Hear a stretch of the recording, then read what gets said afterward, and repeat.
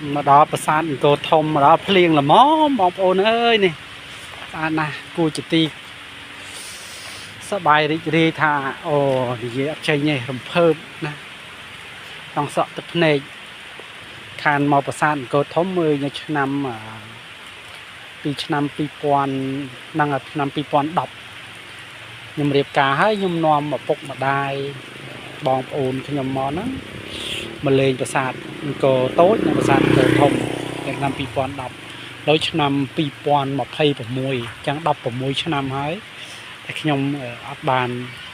មកលេងប្រាសាទអង្គរធំថ្ងៃនេះនាំកូនពៅមកព្យាបាល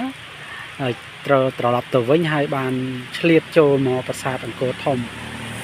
ឃើញថាស្អាតណាស់ប៉ុន្តែមានសភាពទ្រុឌទ្រោមជាងមុនខ្លាំង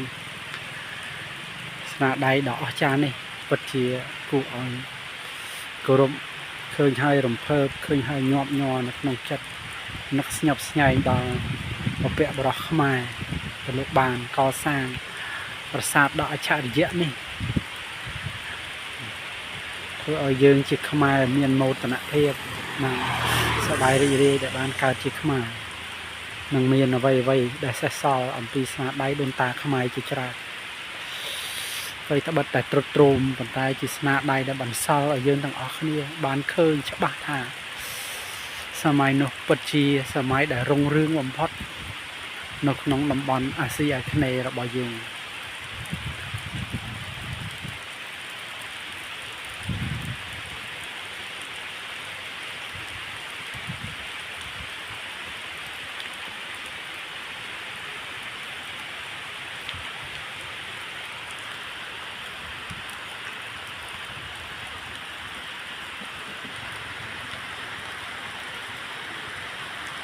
ហាភ្លៀងហាខ្យល់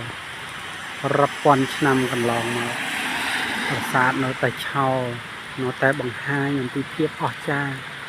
នៅតែបង្ហាញអំពីភាពរឹងមាំនៅតែបង្ហាញអំពីអំណាចរបស់ខ្មែរនៅតែបង្ហាញអំពីភាពធន់នឹងការតស៊ូរបស់ប្រជាពលរដ្ឋខ្មែរយ៉ាងជាក់លាក់យ៉ាងពិតប្រាកដ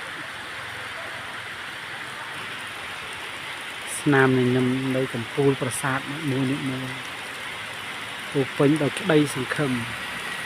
ពោពេញដោយភាពអស្ចារ្យពោពេញដោយអំណាចពោពេញដោយឫទ្ធិពោពេញដោយភាពអំណត់ពោពេញដោយស្នាមញញឹមប្រកបដោយភាពឃ្លាវខ្លាបំផុត